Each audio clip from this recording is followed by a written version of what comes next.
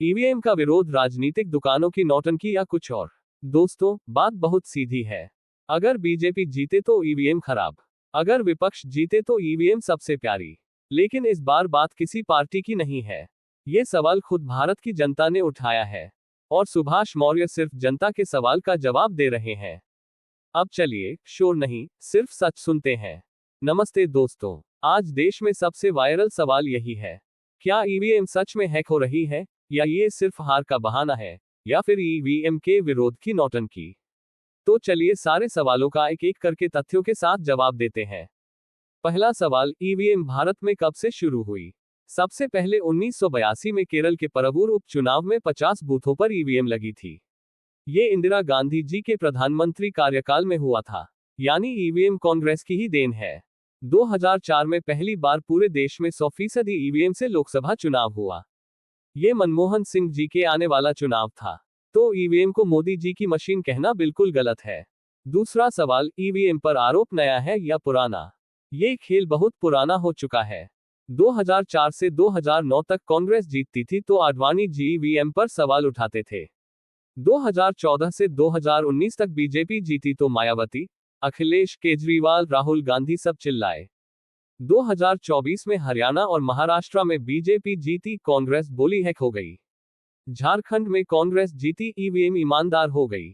कश्मीर में national conference जीती, EVM पवित्र हो गई। और नवंबर 2025 में बिहार में राष्ट्रीय जनतांत्रिक गठबंधन ने 202 सीटें जीती। राजद बोली हर मशीन में 25,000 वोट पहले से लोडेड थे। चुनाव आयोग ने वेरिफिकेशन का मौका दिया, एक भी आवेदन नहीं आया। यानी नियम एक ही है, हारो तो ईवीएम दोषी, जीतो तो जय माता रानी की।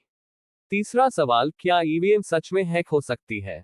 नहीं, बिल्कुल नहीं। ये इंटरनेट, ब्लूटूथ, वाईफाई से नहीं जुड़ती। एक बार प्रोग्राम होने के बाद तकनीकी रूप से बदलना नामुमकिन है। तो फिर यह फर्जी विरोध की नौटंकी क्यों? 2017 और 2019 में चुनाव आयोग ने खुला चैलेंज दिया, हैक करो, इनाम ले जाओ, कोई नहीं कर पाया। 2024 में सुप्रीम कोर्ट ने साफ कहा, हैकिंग का एक भी सबूत नहीं मिला। चौथा सवाल, लोग कहते हैं पहले से ही फिक्स कर देते हैं।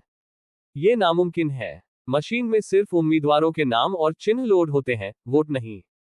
शुरू में हर उम्मीदवार का वोट शून्य ही रहता है। प्रोग्रामिंग सभी पार्टियों के एजेंट्स के सामने होती है, वीडियो रिकॉर्डिंग होती है, सब साइन करते हैं। मशीनों का रैंडमाइजेशन 2 बार होता है, कोई पहले से नहीं जानता कौन सी मशीन कहां जाएगी। मतदान से पहले मॉक पोल में सभी एजेंट्स खुद वोट डालकर चेक करते हैं। पांचवां सवाल, साइकिल दबाया तो वोट कमल को चला गया। ये भी नामुमकिन है। हर बटन अलग अलग तार से जुड़ा होता है। 2019 से voter verifiable paper audit trail है, हर वोट की पर्ची निकलती है, 7 सेकंड शीशे में दिखती है। अब तक करोड़ों वोट पड़े, एक भी वोटर कोर्ट में सबूत लेकर नहीं आया कि पर्ची गलत निकली। छठा सवाल, फिर इतना शोर क्यों मचता है? बहुत आसान है। हार की जिम्मेदारी कोई नहीं लेना चाहता। अंदरूनी सर्वे में हार दिखती है, जनता को लहर बताते हैं। रिजल्ट आता है तो ईवीएम को गाली। और सबसे बड़ी बात, विपक्ष के पास कोई मुद्दा न होने की वजह से ये विरोध सिर्फ एक नौटंकी के अलावा कुछ भी नहीं। दुकान चलानी है ना, तो कोई न कोई ड्रामा तो चाहिए ही। सातवां सवाल, बीजेपी की जीत का असली राज क्या है?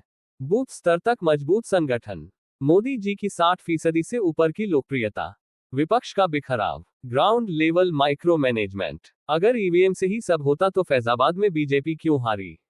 2024 में पूर्ण बहुमत क्यों नहीं आया? बंगाल में 5 बार कोशिश के बाद भी क्यों नहीं जीते? अंत में सबसे जरूरी बात, ईवीएम में सुधार जरूर होने चाहिए। 100% voter verifiable paper audit trail counting, micro controller verification को और आसान करना, हर मशीन का डेटा पब्लिक करना। ये मांगे बिल्कुल जायज है। लेकिन बिना सबूत के हर हार पर चोरी चोरी चिल्लाना, ये लोकतंत्र के लिए जहर है। सुभाष मौर्य का सवाल बिल्कुल सही है। क्या हर हार पर ईवीएम को दोष देना उचित है? हमारा जवाब नहीं, बिल्कुल नहीं। हार मानिए, गलतियों से सीखिए और अगली बार मजबूत होकर आइए। अब आपकी बारी है दोस्तों। कमेंट में बताएं, ईवीएम में गड़बड़ी है या सिर्फ हार का बहाना और नौटंकी है। अगर वीडियो पसंद आए तो लाइक, शेयर और सब्सक्राइब जरूर कर दीजिए। मिलते हैं अगले वीडियो में। जय हिंद, जय भारत। सुभाष मौर्य, जन की आवाज, जन की शक्ति, लोकतंत्र की रक्षा। जय सम्यक क्रांति। धन्यवाद दोस्तों।